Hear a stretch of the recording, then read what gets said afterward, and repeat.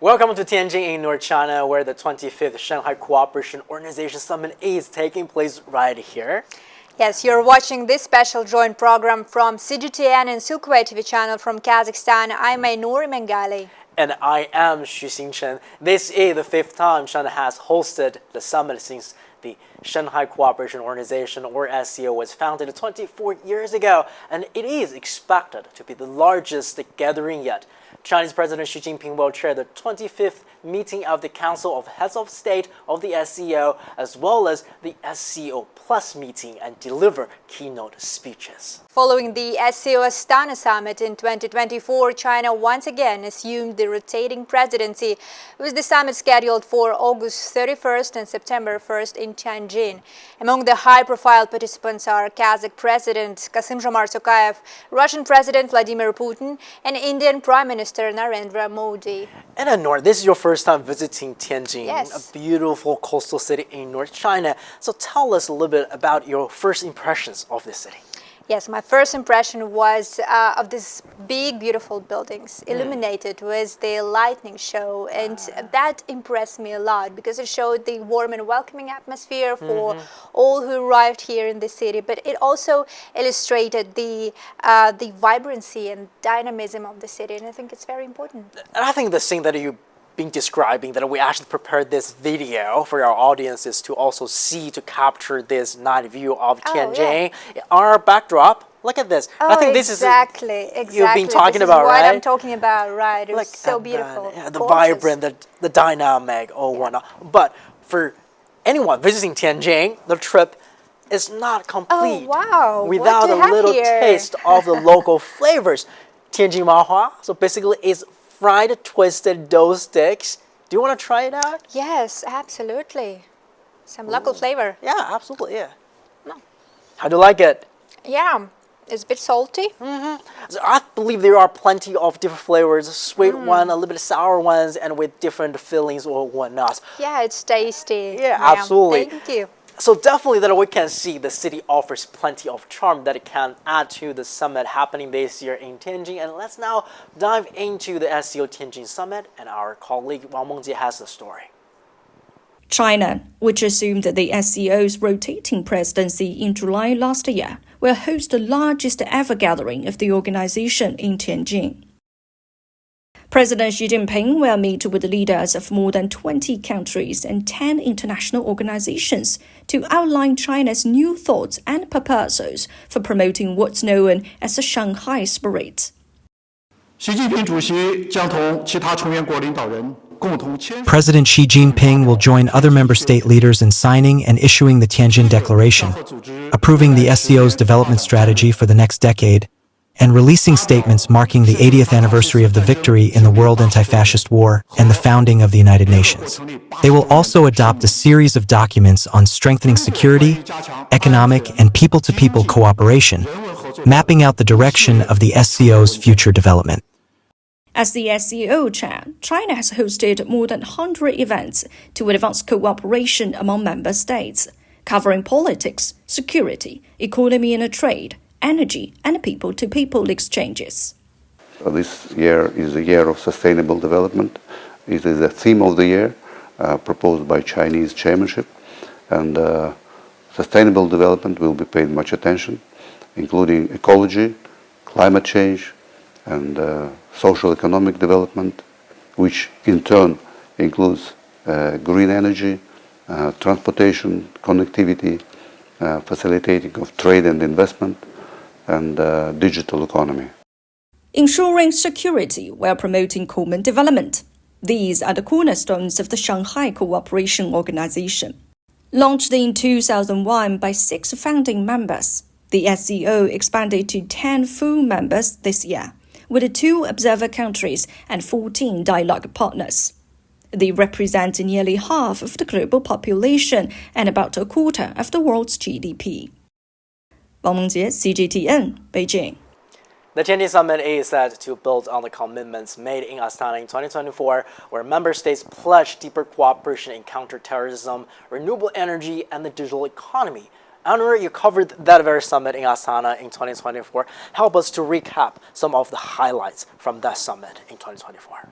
Yes, I would start with saying that Astana Summit was quite a success. It was a notable event providing a diplomatic platform for the leaders of SCO member states and their partners to advocate dialogue on a global scale. And Kazakhstan's initiative on world unity for just peace, harmony and development, endorsed by the SCO Council of Heads of State, has become a call to strengthen confidence-building measures and promote stable development for all nations. All these collective initiatives were included in the Astana Declaration. But what did Kazakhstan propose as being a chair of this organization last year? My colleague Ainur Imangali explored in depth. Kazakhstan's one-year chairmanship of the SCO brought important results. The country hosted about 150 events and adopted 60 new documents. Key priorities were security, the fight against terrorism and cybercrime. Yet one of the most significant initiatives was the proposal for a new format of the organization.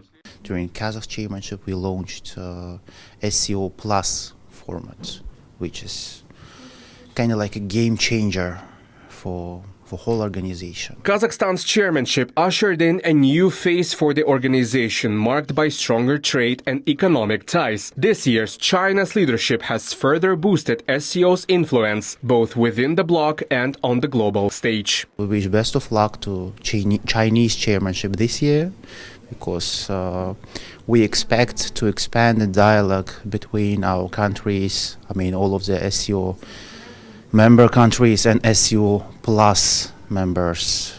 The 24th SCO Summit in Astana brought historic results. Belarus joined as the 10th full member and leaders adopted 25 key documents, including strategies on security, economy and energy. With these steps, Kazakhstan successfully handed over the SCO chairmanship to China, marking a new stage in the organization's evolution.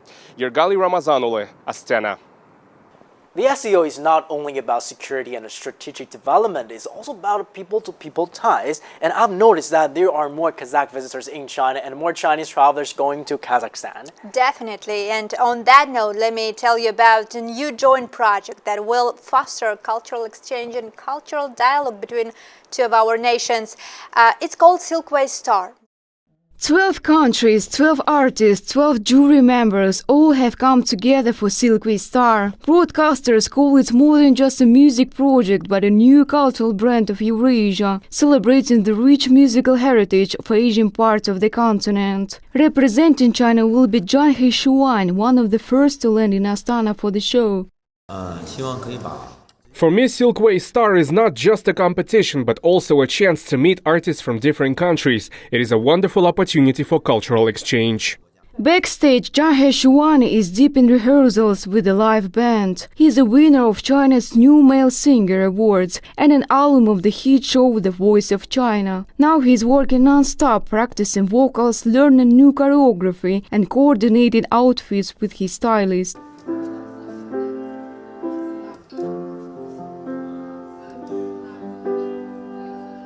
Zhang Heishuan even chose one of his performance pieces to be a traditional Kazakh song, a gesture that embodies the show's spirit of exchange. As Silkway Star's organizers noted, the contest is intended as a platform for talented artists who are ambassadors of culture, peace and music, in other words, a cultural bridge between the nations. Zhang Heishuan himself stressed that he is embracing that role with pride and enthusiasm. My homeland is northeast China, where people are warm and hospitable. I'm sure they support me wholeheartedly. That's why it is so important for me to represent my country and the Chinese people with dignity. Silkway Star will air over 10 episodes beginning September 20, with participants performing duets, national hits and cross-cultural collaborations. All of this builds towards a live grand final on November 22, which will be broadcast live on partner networks in all participating countries. Balzhan Samigulina, Astana, Silkway TV channel. Speaking of cultural exchange, Ainur, teach us one Kazakh word that travelers to Kazakhstan should know. Yes, that probably will be a phrase. Yeah. Yeah, so Kazakh people are famously hospitable. If you mention our traditional dish, besh barmak, boiled meat served with dal, often made with horse meat, and say that you enjoy it, you are likely to be welcomed in any Kazakh household. Wow. So the name besh barmak literally means 5 fingers, referring to the traditional way it is eaten by hand. As we say in Kazakh, "Mağan besh barmak unaydı." It means that I love besh barmak. Okay. Let me try this. Yes. Magam Beshbarmark Unadi. Oh, yes, that's well pronounced. And that spirit of warmth and togetherness is also what the SCO Summit in Tianjin is about, strengthening bonds. President Xi Jinping has often described the SCO as our shared home, a growing big family. Yes, and at a time of global tensions and uncertainty, a big family is exactly what's needed. The SCO emphasizes its core principles: non-alliance, non-confrontation, and the non-targeting of any third party. It is open, inclusive, and committed to safeguarding regional security, promoting prosperity, and building a community with a shared future for humanity. Yes, and with this note, let us thank you for joining this special program jointly produced by CGTN and Silkway TV channel.